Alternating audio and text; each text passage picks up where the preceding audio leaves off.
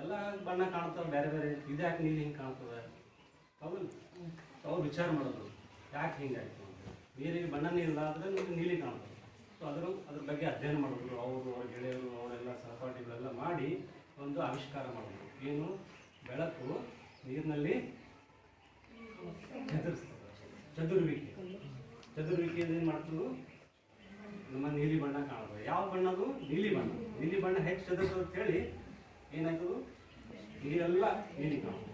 So ಅದಕ್ಕೆ ಆವಿಷ್ಕಾರ ಆಯಿತು. ಆವಿಷ್ಕಾರಗಳನ್ನ ಬಗ್ಗೆ ಪ್ರಬಂಧಗಳನ್ನು ಭಾಳಷ್ಟು ಥೀಸಿಸ್ ಅಂತ ಕರೀತಾರೆ, ಅದನ್ನು ಬರೆದು ಏನಾಯಿತು, ನೊಬೆಲ್ ಪ್ರಶಸ್ತಿಗೆ ಪಾತ್ರವಾಯಿತು. ಸೊ ಇವೆಲ್ಲ ಆಗಕ್ಕೆ ಕಾರಣ ಏನು, ಅವರೆಲ್ಲ ಯಾಕೆ ಕಂಡಿದ್ರು, ಹೆಂಗೆ ಕಂಡಿದ್ರು, ಈಗ ಎಷ್ಟು ಕೇಳತ್ತೆ ನಿಮ್ಗೆ, ಏಕೆ ಹೇಗೆ, ಇವೆಲ್ಲ ವಿಜ್ಞಾನಕ್ಕೆ ಸಂಬಂಧಪಟ್ಟಿದ್ದು. ನೀವು ಯಾವಾಗ ಪ್ರಶ್ನೆಗಳನ್ನ ಕೇಳ್ತಿರಲ್ಲ ಅವಾಗ ನಿಮ್ಗೆ ಏನಾಕೈತಿ, ವಿಷಯ ಅರ್ಥ ತಿಳಿತು. ವಿಜ್ಞಾನ ಆವಿಷ್ಕಾರ ಆಗೋದು ಹಾಗೆ, ಯಾಕಾಯಿತು, ಹೆಂಗಾಯಿತು, ಇದು ಹಿಂಗೆ ಯಾಕೆ ಆಗಬಾರ್ದು. ಈಗ ನೋಡ್ರಿ ನೀವೆಲ್ಲ ಪ್ರದರ್ಶನ ಮಾಡಿರಿ ಹೌದು. ಸೊ ಆ ಪ್ರದರ್ಶನನೇ ಮೇನ್. ಅದರಲ್ಲಿ ಏನು ಮಾಡಿರ್ತೀವಿ ನಾವು, ಯಾವ ವಸ್ತುವನ್ನು ಬಳಕೆ ಮಾಡಿರ್ತೀವಿ, ಯಾವ ವಸ್ತು ಯಾವ ಥರ ಕೆಲಸ ಮಾಡ್ತದೆ. ಈಗ ಯಾವ ಇದು ಮಾಡಿದ್ದ, ಸಿಂಪಲ್ ಒಂದು ಸರ್ಕ್ಯೂಟ್ ಮಾಡಿದ್ದ ಹೌದು. ಸೊ ಆ ಥರ ನಿಮಗೆ ಗೊತ್ತಾಗಬೇಕು. ಈಗ ನಾವು ವಿಜ್ಞಾನ ಬರೀ ಸರ್ಕ್ಯೂಟ್ ಆಯಿತು, ಲೈಟ್ ಆಯಿತು ಇಷ್ಟೇ ಬಳಕೆ ಮಾಡ್ತೀವಿ.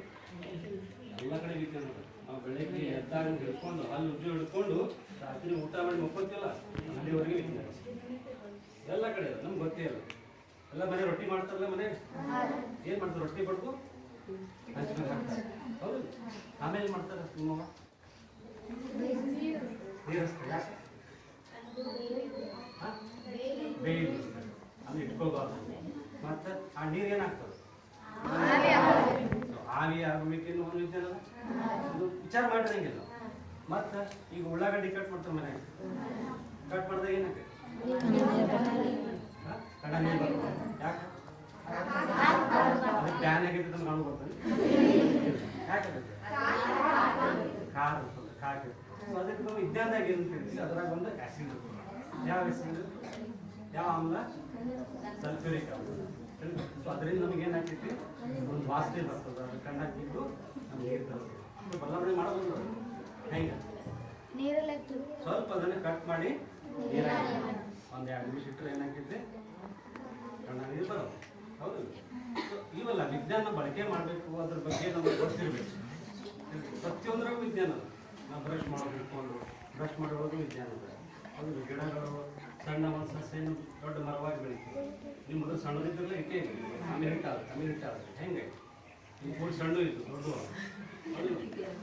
ಸೊ ಇವೆಲ್ಲ ಪ್ರತಿಯೊಂದರಲ್ಲೂ ವಿಜ್ಞಾನ ಇರ್ತದೆ. ಸೊ ವಿಜ್ಞಾನ ತಿಳ್ಕೊಬೇಕು. ಯಾವಾಗ ನೀವು ಪ್ರಶ್ನೆಗಳನ್ನು ಮಾಡ್ತೀರಿ, ಯಾವಾಗ ನೀವು ಒಂದು ವಿಷಯವನ್ನು ಅರ್ಥ ಮಾಡ್ಕೊಳ್ಳೋಕೆ ಪ್ರಯತ್ನ ಮಾಡ್ತೀರಿ, ಆವಾಗ ನಿಮ್ಮ ವಿಜ್ಞಾನ ಏನಾಗ್ತೈತಿ, ನಿಮ್ಮ ಜೀವನದಾಗ ಬರಾಗ್ತದೆ.